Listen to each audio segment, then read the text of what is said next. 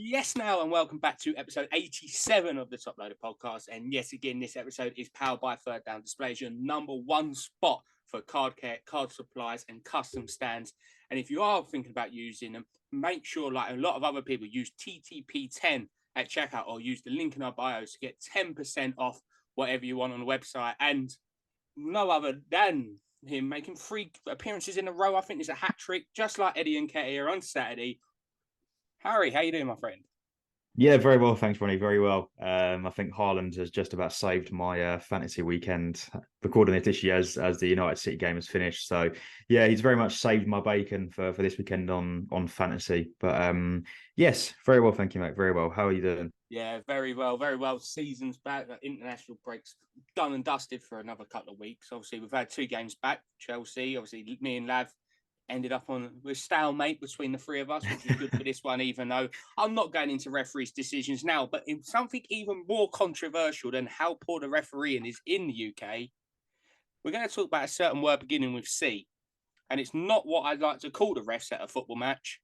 It is the dreaded word comps because yeah, well, it's going to be an interesting one. Talking about comps, and especially for, we're doing this a bit out of order because we're going to talk about a pickup first from you because it ties perfectly into a conversation about comps and everything around it. So if you just tell a bit what your latest card that you picked up, and obviously the problem of trying to work out a price for it, which a lot of people, especially now with the current climate of the market, will be suffering with.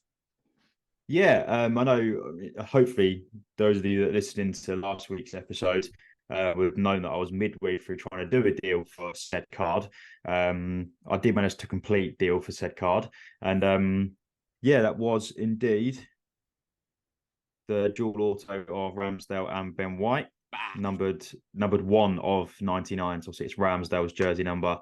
Finally redeemed, finally fulfilled the redemptions. And yeah, as those of you who have been listening to the podcast for quite a while, I would have known that that was my chase. That was the one card I said I wanted to get hold of when the checklist was released. So yeah, very pleased to have finally picked one of those up.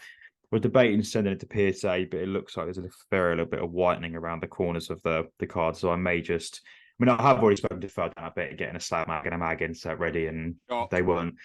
I mean, I literally sent them my story and they replied back going, mag insert, slab mag, question mark. And I was like, you read my mind. So I think that might be the way forward. But yeah, very pleased. I think I even said to Ronnie just before I start recording, I've not actually posted on my Instagram in 3 months, which is quite shocking for me. Despicable. It is despicable. It's shocking. So I'll have to get some edits done and get some more posts rolled out ready to go. But as I said, first pick up in a little while now, and it's an absolute banger. So yeah, I was very pleased to have finally made a deal and got that into the PC. Yeah, so obviously, in reflection, for obviously people don't know, obviously they've only just gone rolled out, and literally the one that you purchased was near enough one of the first ones on the market in general, obviously to 99. But how did you even go about trying to work out a price? Because when there's none on the market at all at that stage, you're pretty much setting the standard of what people are going to compose as a comp. And obviously now, I think as of today, I've not even seen many sell on eBay or any other platform. So how did you even go about setting a price, or was it more the seller demanding a price and then you kind of negotiated it? How did it go about the actual working out of a dreaded comp for a card that there's no comp of? Yeah, so I literally messaged him and said, "Listen, have you got a price on it?" I said, "I'm just as clueless as you are in terms of where the card's going to settle." So I said, "Listen, have you got a price in mind that you want for it?" And he said he's got no idea. There's currently one up on eBay at 250 bin, which is just a redemption. It's not the actual card, and that was the Ruby, the Asia exclusive, which we believe is numbered to 35.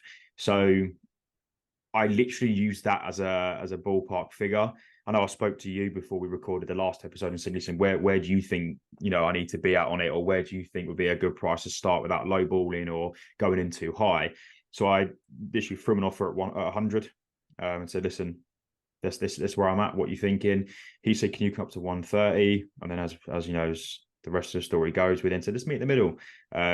So yeah, settled at 115. And since I put the story up yesterday, I've had 2 people message me already and ask what I paid for it, because they're looking to do a deal and not sure on where the price is at or what the comps are. So Yeah, I think I might have shot myself in the foot. It may be going for below 100 in a couple of weeks. It may be, sitting at around 150. I have no idea.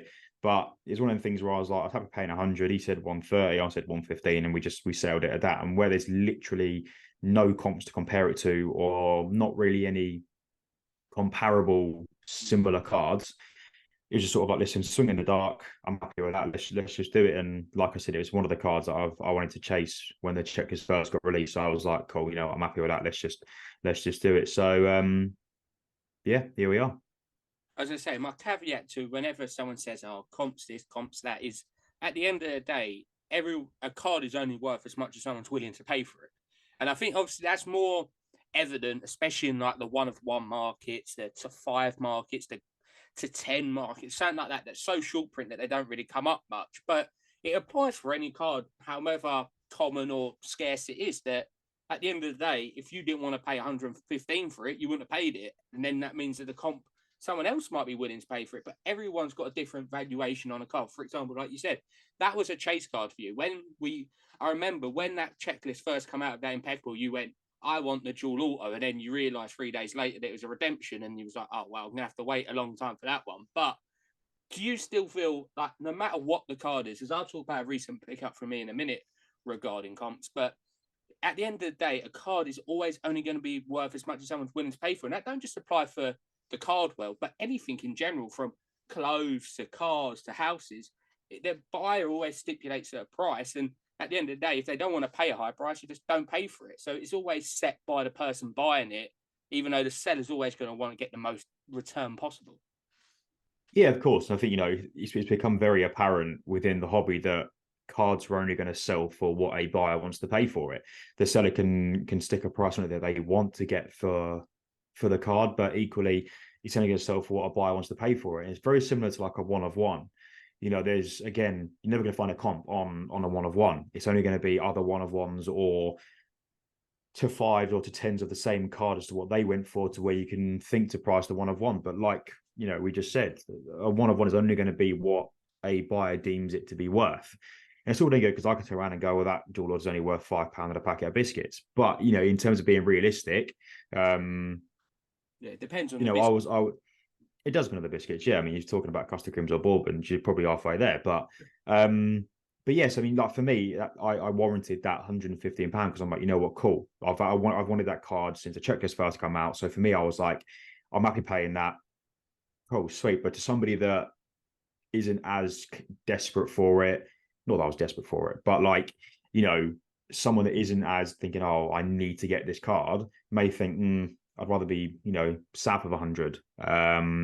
So yeah, like I say, it's only, deemed as to what a buyer is willing to pay for it. So it's just one of those things, because I mean, I said to you previously before we start recording what your opinion was on this, and it's sort of, I'm interested to hear anyone that's listening or watching along to what your opinion of it is, and whether you'd be willing to pay the same value if a redemption card was on eBay.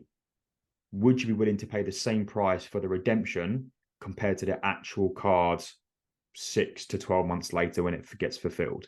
Because for me, if I was to buy a redemption card on eBay that I had to, redeem and then wait the length of time, whether that be 2 weeks or, a year and a half, 2 years for the card to be fulfilled, I wouldn't be wanting to pay the same premium as to physically have the card delivered to me within 5 days. So, I've paid 115 for the dual auto, but yet if I saw that redemption on eBay 6 to 12 months ago, I wouldn't be wanting to pay any more than, 75, £80, because I'd have to do the redemption myself and then wait that length of time for it to be fulfilled and delivered out. So it's just interesting to see whether other people feel the same way, whether other people are like, well, the card's the card. So if it's priced at X, I'd buy it for X. Whether people would then take into consideration the length of time they have to wait for the card to even arrive, if it even arrives without it being, replaced, or they don't sign for however long, whether the price of that redemption card would still be as high as the physical card once it's been fulfilled, if that makes any sense whatsoever. No, I do agree. I think especially there's been a few cards in the past that I've really wanted that have been out for redemption and not being signed. Obviously, main one for me being a Granit Xhaka collector is he hasn't signed with Panini yet, and it's still been, I think it's been about 8 months since the release of the product and still hasn't signed yet. So naturally, if you're buying the actual redemption itself, you're taking on the risk of A, does the person actually sign? B, how long does it take? Because you're then investing in pretty much a blank piece of cardboard until the actual item arrives. And C, you don't actually know what the card's going to be like because you're buying it blind. You don't know what the imagery is going to be like. You don't know what the Mhm. auto quality is going to be like. For example, you could see, for example, your one. You can now you've seen it. You've seen it. You can see if it's fully on sticker and everything like that. Who knows? My Xhaka could arrive whenever it arrives, and it's off sticker, and it wouldn't 10 the auto. So you take on a lot of risk and responsibility of that card, and it's like how you say. I don't think I would ever pay more than 75% of what I deem the value of the, because I'm like, there's got to be something in it for me taking on that weight. And how many times do we see it with high level redemptions that they don't get fulfilled for a long time? Panini offer exchanges or points, or if you go to nationals, they offer these black boxes or white boxes. So there's a lot more to it than just buying a redemption. For me, my Ben White one of the problems, I literally picked up for like £3-4, and at that price, you don't care. It can take a year and a half. But when you're talking 100, some of the redemptions I've seen sell 4, 5, 600, and the people have got that. Who knows what's going to happen? Especially, I think the best example is LaMelo Ball in the NBA. Obviously, one of the best draft picks of his draft, didn't sign for about a year and a bit, and anything can happen. That card was high value at the beginning, and then a year later, who knows what can happen? We've seen it with Ja Morant in the NBA, where he's had different offenses and gets banned from the league, and his price plummets. So anything can happen between buying Z reception and getting it in the post.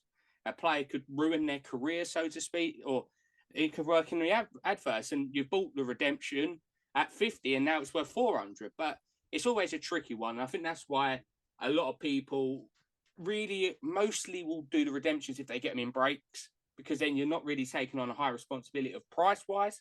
So for me, if it's a cheap price, I'll pick it up. But like you say, you don't want to invest a lot into redemptions unless, like we said before, it's a short print. Like if you do manage to pick up the one of one, you're not going to really want to sell that. It's such a good card, or some of these dual autos and stuff like that that are very scarce. Sometimes can be worth hanging on to it. And it's funny that Tops obviously do the same principle for redemptions as well. It's not just Panini. Obviously, Tops do have more signees actually in the sets than Panini, but that's like I say, it's going to be a bit more of a common theme going forward, especially for Panini, that some players have got a grey area at the moment between are they allowed to sign with Panini or Fanatics, or in the process of signing them up in a deal. So, for example, this year in the NBA, 3 of the top guys were going to be signing with Fanatics and not Panini. So then you end up seeing more points in products or a lot of redemptions that go unfilled. So it is a shame because nothing better than actually seeing the auto. But it's one of them that Panini can't help that, say, for example, Ben White took him an extra year and a bit to sign. So no doubt they're chasing them. But when you're probably chasing 300, 400, 500 athletes, if not more, to sign product, it's never going to be easy. And now we're seeing, for people who follow Tops on social media, they're actually putting out now that when a player agrees to sign, so you know that most likely they will be in the product. So as of today, the latest announcement was Patrick Vieira. Even though what I noticed on the actual board of the announcements, a different autograph than what he signed with Panini, which is quite interesting to see when it comes out. But as I say, it's a fascinating talking point. And talking about comps yet again, and I'll pass this one over to you because it's very hard to gauge a comp. Very hard. Everyone's got a different process of doing it. But if we talk about the negative side, like there's a lot that can affect prices of comp. Shilling is a massive problem at the moment across the world. Then also you've got people overpaying or underpaying or relisting an item. So if I said to you, random card, could you find me a comp? How would you go about it? And what's like your process for trying to work out that it's the actual ballpark of a comp rather than, I don't think you can ever say that's the perfect comp, but like that's the right area of a card value. Yes, I mean, for me, my first initial instinct is always to go on to 130 point on the internet, go onto there, type in the exact card and see if there's any comps on there. Type in just the card for other parallels, and then go on to eBay, look at current listings and sold listings on eBay as well. Sometimes they differ between 130 point and not. That's my first two initial thought process when trying to price a card or get the correct price for a card. Then the next difficult part is obviously if it's sold for $50, let's say, last week, is then where do you price that in pounds? So it's then a case of, okay, cool, 9 times out of 10, if you've paid $50 for it, it equates to like what, 43, 44 pounds. Then normally 9 times out of 10, the seller would be like, cool, so by the time you take away the US shipping, etc., you're more or less looking at £50. So it's then a case of, do you just directly convert that from $50 to £50, take away your shipping fee from the US, and happy days. So the first thing for me is 130 point on eBay that I would double check straight away for either the exact card, the card of different parallels, or then if that fails, then it's an issue. Not an issue, but it's like if I can't find that exact card or another parallel of said card, it's then like, right, okay, you've then got a really ballpark figure somewhere of the same player of a different set, the same player of the same number of a different set, to then figure out whereabouts that price of that card is going to settle. That's normally where I would start. Otherwise, failing that, I just message you and say, Ronnie, what's the price of this card? Or, what do you think on the price of this card? So, but yeah, 130 point is a lifesaver, as is eBay in terms of going through sold sales. But like I said, you don't always strike gold in terms of finding the exact card or the exact parallel. So it's just about how you go around that in terms of finding, as I said, the same card of a different parallel, or the same parallel from a different set, and then working it out from there. And it's always about communication with, i.e. the buyer or the seller, depending on what way around it is. So listen, I found this, can't find this, can't find that. This is similar, and then you work on an agreed price between the two parties, effectively. Yeah, I think the one point in there that I think is always ask someone. That there's always someone out there that either will own the card, has purchased the card most likely, or can help you out. I think, for example, some of the women's cards that I've been purchasing, I'll speak to some of the other women's collectors, or ask guys to speak to and say, what do you think the value of this is, especially when it's none listed up. Obviously, sometimes you can kind of go off your own judgment. For example, I was buying a Granit Xhaka to 11 from his first Arsenal card from Premier Gold the other day, and it's one of them that there's no comps of the thing. So realistically, you're going to have to go off your own knowledge and thing. Lucky enough for me, it was quite a good price anyway, so we come to a deal. But it's easy if you don't know about a certain player and you think it's a good deal, and you look around, and especially now with more than one marketplace in the world that has cards, that certain countries in the world, you'll see it. I could list a Leo Williamson card up in England. It might go for £25. I list it up in America. It could go for £16. Then you can list it up in potentially Asia, and it'll go for £40.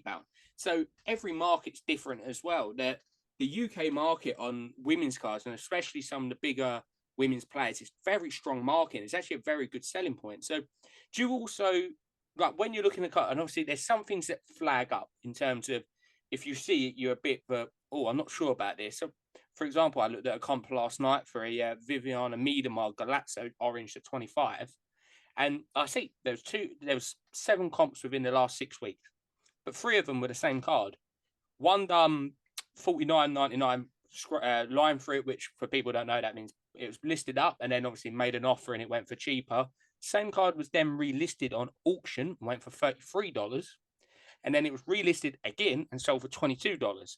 So you've got to have a look at so many different things. So is there anything you would say to people to keep an eye out for when they're looking at comps that potentially could throw up the price or even throw down the price? I think it's more about just finding the medium.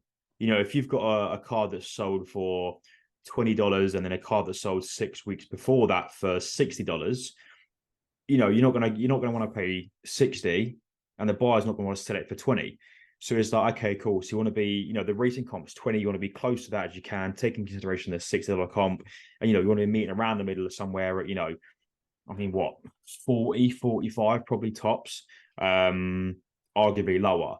So that, trying to find the medium in terms of, when there's one comp that's on the floor and one comp that's through the roof, where do you settle the difference in that? And then secondly, like you've said, is double checking that the same card hasn't been resold 3, 4, 5 times in the space of 2 weeks, where either the buyer's cancelled the order because they weren't happy with it, or the buyer never paid. And then there's 3 comps and it's just getting less and less and less and less every time it's been listed.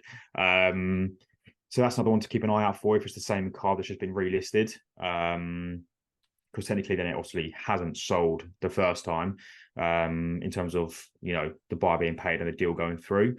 So, I mean, there's really the only 2 points that I would probably say in terms of looking out for a massive discrepancy within comps. Just double checking that, trying to find a medium balance between two low and high comps. And then the same breath, double checking the same kind hasn't been relisted 3, 4, 5 times, all with different sale prices. Yeah, and I like to say, especially if you're looking on eBay 130 point and it's an auction.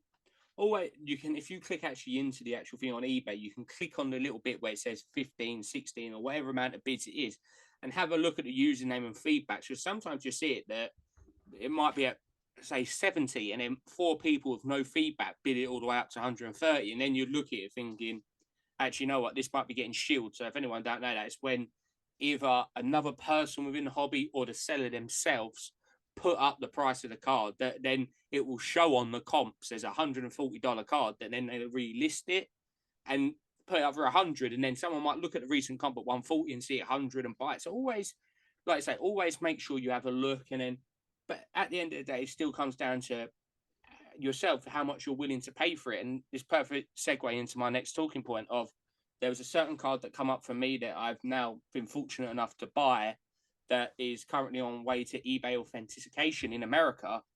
So for people who listened in last time, I did say that there was something ending last week. And obviously behind me, I still got the rainbow for Pristina Black Stenius Sapphire Selections. And I'm very fortunate enough to say that I am the owner of the 1 of 1 now. And it is in America, off to eBay authentication. And that was another prime example of a 1 of 1. The person buying it is going to be the one who sets the price. There's a high chance when 1 of 1s get bought that they very rarely come back up if they're going into someone's personal collection, or if they do, how much you sell it for is massive talking point. So, like, especially even like to 5, I lucky enough got in a break, but you don't know where to start with these prices, and it always comes down to just how much someone's willing to buy it for. And no matter what card it is, and I think it's so much more common at shows, this practice of people don't want to look at comps or 130 point eBay or wherever it is at a show, and they go off their own judgment and work out their price for themselves. And you actually see it sometimes. It shows that you may overpay for a card by 10, 20, 30%. Or in reflection, you might get it for 10, 20, 30% cheaper because you're not looking at the comps and you're not letting other people make up your mind on card. That's why in my head for that card, I had a price. And I think that's a practice that I recommend to other people, even though sometimes when it comes to auctions, it's easy to get carried away and put more bids on that. Have a price set. So say, for example, Zed got, I said 150, for example. And it's so easy to put 150 on it, and then someone goes 160, you go 170. But try and have a price in your mind. How I normally do it when negotiating a deal, and I think a lot of people would do it. Obviously, you have a price in mind that you're willing to pay, but you never go straight in at that price. So say it's lifting at 40, I want to pay like 32 to 35 for it. You'd never go in at 33. You'd go in at maybe like 28, 30, and then try and work out a deal. So I don't know if you would agree with this, that it's more of a common practice at shows and when you're doing deals privately rather than like your eBays and stuff like that. But it's always important to have a figure in your head before even bidding or making an offer. Yeah, I think that's what's useful with eBay's max bids option on auctions, as well, as that you can just set that and let it run. It's never ideal when it's a US listing and it ends at like 4 o'clock in the morning and you miss out by $1. It's never ideal in that sense. But having the ability to do that on eBay and set your max price that you wouldn't pay anything more than gives you the option to be like, okay, cool, I can leave it at that. If it goes for over that, I know that's either past my budget or past what I wanted to pay for it.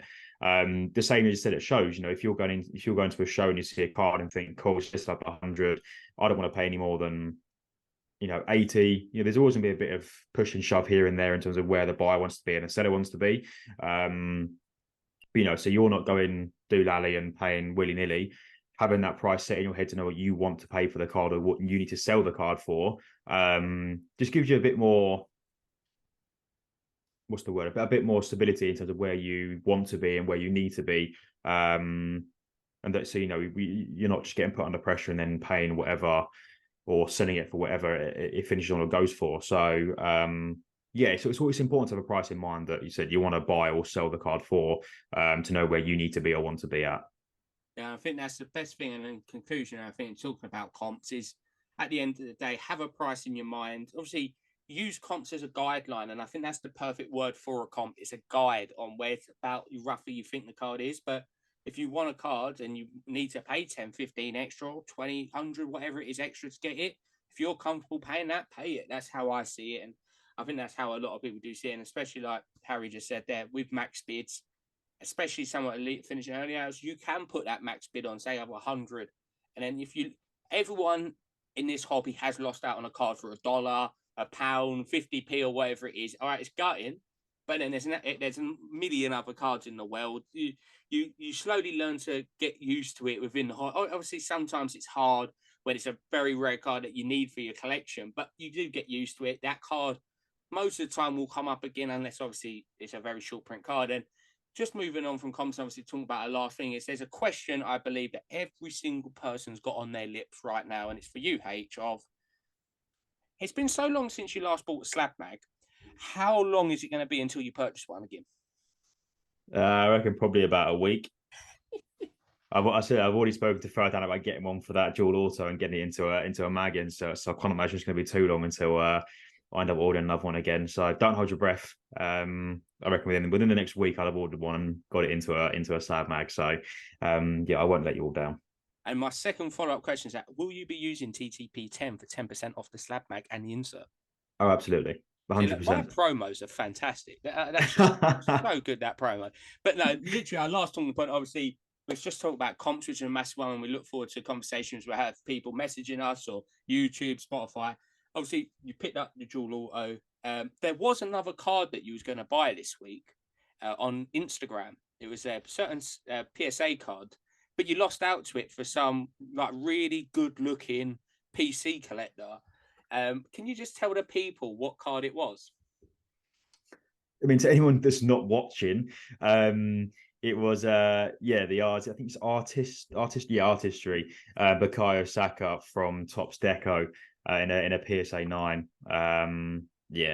Ronnie obviously got in there before me, which is why he's holding it up on his screen and not myself, unfortunately. So yeah, look at him being he's all smug about it. He's happy with himself, but it's one of them things, isn't it? So it happens so much you don't realize it. The amount of times one of my good friends in the hobby, Aiden, me and him are literally bidding against each other on every Arsenal women's card near enough. We message each other. I look at my, oh damn it, you out. There was a case not the week just gone, the week before it. There was 5 auctions. He beat me on 3 and I beat him on 2. We did not know we was going for any of them. So it's always good to how it randomly happens and you want the same cards. But like I say, is there any other cards that you're looking at now, or is it a case of now we're about 4 weeks away from London Card Show? Is it put a few of the notes aside and save it up for the show and hopefully buy something nice at the show? Yeah, there's one or two that I've got my eyes on eBay and Instagram.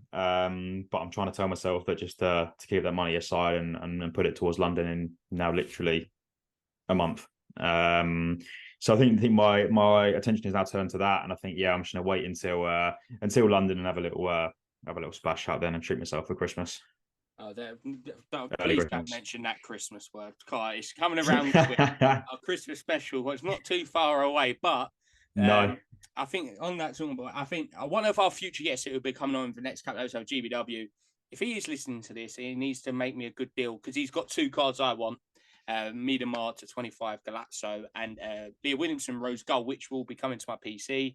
And I'm just going to try and haggle him down over that one. And hopefully, if I say to him, I'll give him a few shout outs, which I've just done. He might drop the price by £1 or something at least. But like I say, it's always good to be picking up some nice cards. Hopefully, well, we are waiting for an American delivery probably within the next 2 to 3 weeks, which has a lovely PSA card, which is coming into the HGA PC and obviously a 1 of 1 what's coming into my PC.